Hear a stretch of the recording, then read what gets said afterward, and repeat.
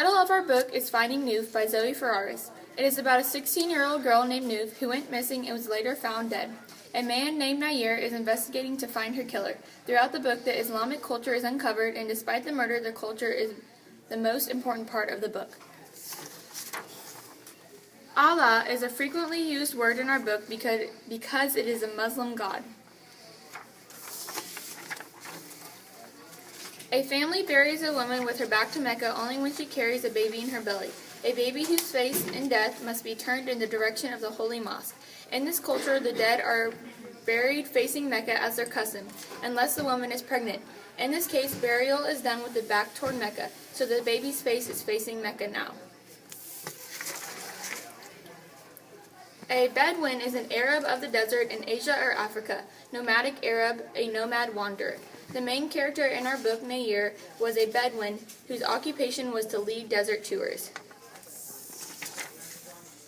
The Islamic people were very religious, and they were required to pray to Allah 5 times a day. They all carried their prayer rugs everywhere they would go. Even during a busy day, everyone stops what they are doing to pray. These quotes connect to the history of the USA. Women used to be treated as less than men.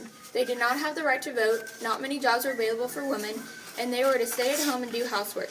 In both of these situations, women are treated differently than men. A burqa is an enveloping outer garment worn by women in some Islamic traditions to cover their bodies when in public. It was strictly forbidden for women not to wear their burqas around men. They weren't even allowed to make eye contact with men, and their hands and ankles were supposed to be covered.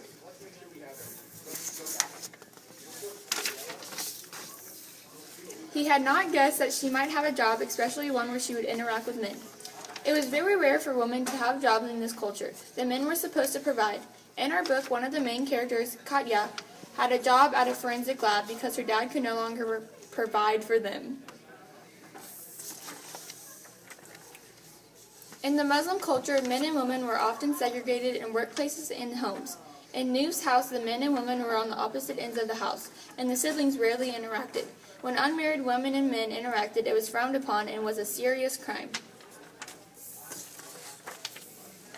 The main idea in Finding Nouf is the Muslim culture. The important takeouts in this book was the knowledge gained about Muslim culture, mainly the way women were treated and the way they were allowed to interact with men.